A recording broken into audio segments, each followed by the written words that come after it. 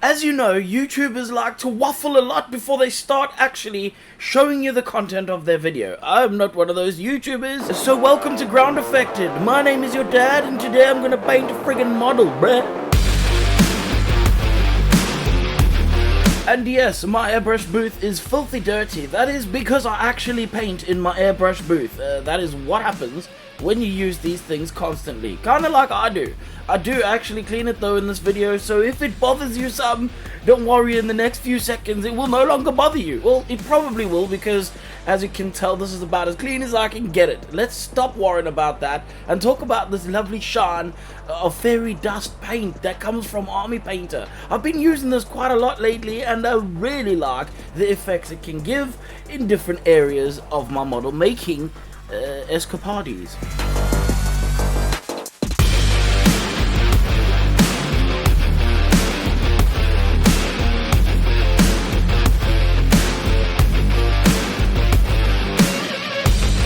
Now, normally I'm doing something completely weird that shouldn't be done or possibly couldn't be done, or there's arguments about things all the time, but in this case I legit didn't even put a primer down before I started painting this model, because if you thought the last video where I painted a model in 8 hours meant that I had no time to do things, well, this time I decided to do 2 models in pretty much the same time, because why not? Why not do that to yourself? There's something obviously wrong with me, and you are watching it unfold on your screen right now.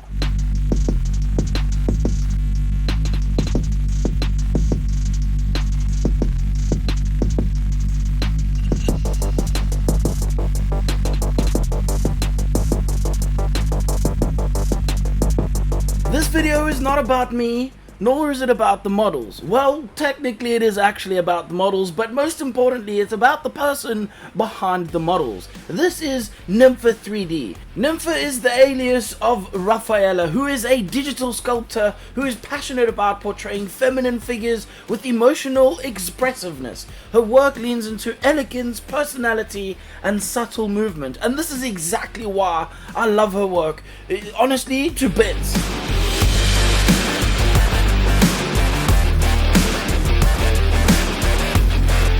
Now, Nympha has helped me with the releases on my own Patreon, of course, so this is one of the main reasons why I really want to show you guys what she truly gets up to over on her Patreon. She has a Patreon, of course. You can get these specific models on that Patreon. They even come with a diorama style base where the base actually is one solid base. I decided to do these models as 2 separate models, and annoyingly, because of the time frame of everything, I forgot to fill up certain holes and I forgot to sand certain things, so if you see any defects in these models, this is due to my absolute lack of preparation in making these particular models look as good as they really should. Now, if your brain has a little bit more than porridge inside of the between of your ears, you would know that there will be a link for Nympha 3D's Patreon in the description down below. That's the little square box above the square box where you're gonna leave some words saying how much you love Nympha's work, just like me too.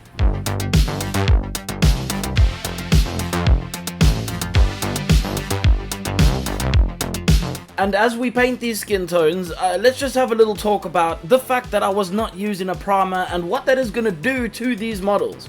Well, it's going to do nothing, really. I'm quite aware that most of you painting models are possibly painting for your own gratification, and I'm also quite aware that primer is freaking expensive. Depending on which ones you buy, the one that I like to use is actually just stupid expensive. So what I wanted to do in this video was show you that you don't even need primer. Well, really, you don't need even all the colors and paints, but we won't get too deep into that because that obviously is gonna make this video way too complicated. But for now, just a simple thing like primer, it's not necessary, and the proof is in this video specifically. Now, of course, I'm just about to complete the skin tones on both of these models, and what you may have noticed is that I painted both skin tones at the exact same time. This way I'm saving the paint that is left over in my airbrush and able to just kind of pass it on to the next model as I move along. So this means that it's quicker for me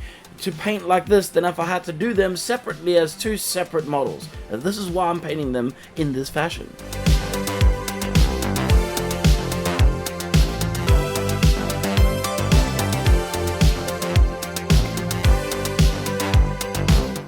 And speaking of fashion, it's time for me to take some cream white and paint the stockings on the lady, which I think his name is probably actually Stocking, which is kind of weird. But anyway, this color sucks, by the way. If you use it to paint the white on the stockings, just be prepared for painting at least 47 layers to actually have something that looks solid enough for you to continue painting with. I also used this weird beige color on the bottom of her suit because it's the color that it is in the renders, and that's a good enough reason to use it, I guess. And with that cream white being as terrible as it was, I thought to myself that perhaps maybe if I put a layer of deck tan down before using the cream white, that would make it better. It does not, by the way, because deck tan is not actually white, and it still takes 3 layers over the top of it to cover it, so don't do it that way.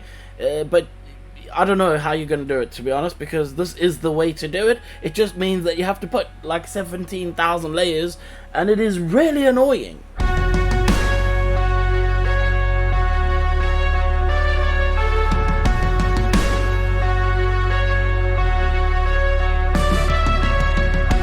Initially, I picked this Andrea blue to paint the blue hearts on this particular model, and I was going to obviously use it to paint the stripes as well, until I realized it was not pastel enough and way too saturated, so I ended up going with the sky blue, which also annoyingly needed a couple of layers to actually be a solid color. This is one of the only annoying things about certain colors. Some of them just do not cover very well, and they require a couple of layers, and you just have to deal with it. To add some shadows in that, I used Griff Charger Grey, because this is a bluey kind of grey color.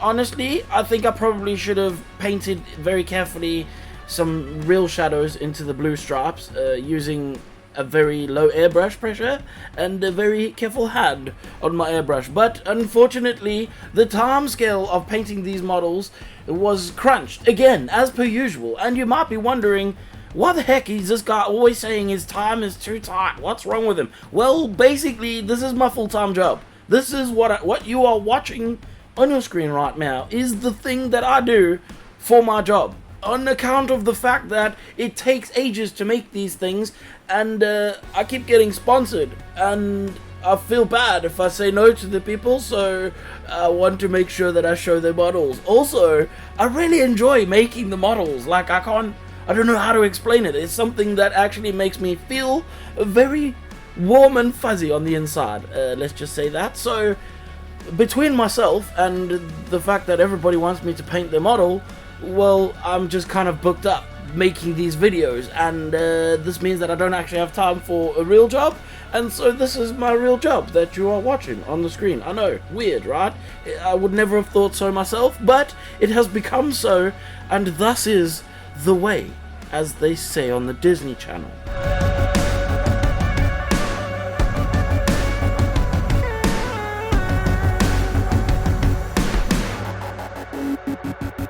Now, a really cool thing about having no time means that you can forget certain things. Like, for example, in this case, I forgot that I needed to paint the golden band on the top of the arms, and I had already glued them in. And realistically, you wouldn't want to glue these either. Genuinely, you would rather want to use magnets, because one day you're going to need to move them, and if you need to move them, they're gonna break. Like, there's no there's no way of telling you this nicely, but your models are going to be destroyed if you ever have to move your house, or if you ever need to move them somewhere and you're just gonna chuck them in a box. Well, good luck to you. But obviously that is up to you whether you're gonna put magnets in your models or not. I did not put magnets in these models because I couldn't afford enough time to put those magnets in.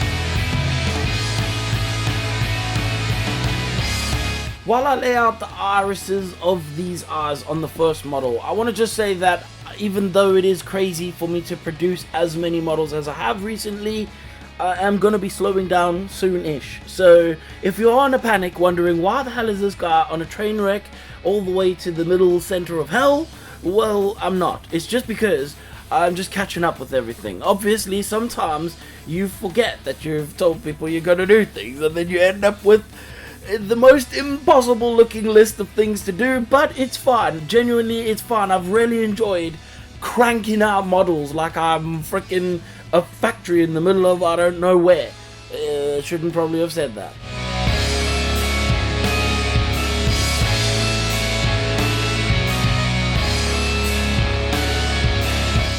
Hopefully, through all the waffle coming out of my mouth, you have noticed something in the background with the painting of the model that I'm actually painting. And everything I'm doing is fairly straightforward and simple. The most important thing, in my opinion, to getting a model to look nice is to just actually paint things within the lines. Just making sure that your paint is solid, it looks smooth, and it is exactly where it's meant to be. You don't even need to worry too much about fancy shades and all that stuff.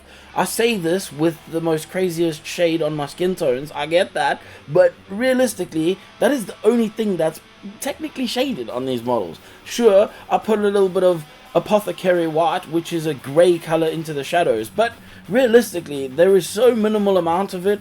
The depth that's going to come out of the model is actually going to come from pretty much the skin tone area itself. And I want you to notice as well, I didn't use black underneath this, but I'm still getting, or at least achieving, a very similar skin tone. And so for those of you who are wondering about not covering up enough or covering too much of the pinkle layers underneath, well, realistically you don't want to, and this is showing exactly how much of it must stand out. Notice how I made the exact same mistake with the heart on this lady as I did on the other one, where I've just painted them way too saturated. My natural reaction is to paint things very bright. I love to take the saturation and turn it to 100,000 so that everything stands out and your eyes feel like you've been looking at laser beams because the model is so bright. But obviously this isn't going to work in every single case, and this is how I adjust things as I go along. People do ask, what happens if you make a mistake? Well, you've watched me make multiple mistakes throughout this entire model making video, the whole way through. Look on the side of her leg. I painted this model together, and that where her hand was left a mark because I didn't get any of the light skin tones underneath that. However, that looks really good when you step back and put the model together again, because it makes a shadow underneath her friggin' hand. So simple little things like that. Sometimes we just get too much into our own head and we make our own problems when it comes to making a model, when the truth is it's time to probably step it back a little bit and just simplify things, because in art 99% of the time less is actually more.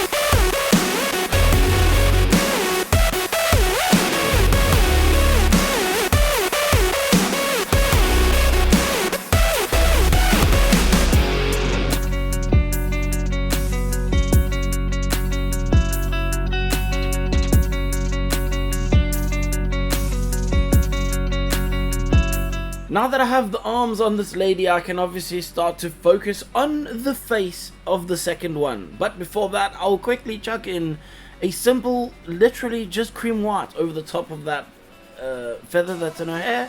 And that's it. I ain't gonna do no more, because I just don't need to. Genuinely, I don't need to. And the only thing that I might need to put a little bit more attention to is the face. But even, you may notice, I painted her eyebrows literally just as caterpillars. Something I've been experimenting with recently is throwing in Magos purple into their eyes before painting the blacks, and then trying to leave some of that specifically underneath the bottom version of the lid, or part of the lid. I don't know why I said the word version, but let's just move on. And then I will paint then the eyelashes, and then come back in and paint the sclera, which is the fancy scientific word for the white part of the eye. And by leaving that little bit of Magos purple, it helps to give a framing to the eye. It also puts a little bit of pink in the bottom of the eye where you need it. Obviously this wouldn't be the exact color you need, but this is my style. This is how I like to paint them. It's easy for me, and it still looks good enough to sell itself as a good enough eyeball to look at, I would say. And after I've done painting the irises, I paint the pupils in the center of the eye. This is slightly stressful because you need them to be the exact same size as each other, otherwise it looks weird. And then I give them a specular highlight. With this time, normally I put it on the left side, but this time I put it on the right. And then I gave them a gloss clear coat, and this Vallejo one has been working quite nicely for me recently. I glued the hair onto the back of this model because during my preparation I broke some of the keys, but don't worry about it. Once I put that head on, I can now call the model done. Okay, so this video was a little bit different, I would say. I didn't necessarily speak so much about the painting process in high detail as I normally do, and I gave myself a little bit of time to breathe, but it was a different video. Do you like it? If you don't like it, well then we know what's gonna come up after that point. But for now, if you do like it, please leave some words in the comment section. Obviously, while you're down there, by the way, look in the description for Nympha 3D's Patreon, because you will definitely be happy with the models that you get from her. And also check out my Patreon. The good time for me to say thank you to the Patreons for Patreoning and keeping the lights blind in my eyeballs, because obviously, like I said, this is my job, so without them there is no job, and without job there is no model painting. Let's just end this video before I stumble upon more words. Hopefully you enjoyed it, and if you didn't, well then I really don't care, and it is now probably time for you to just f off, man.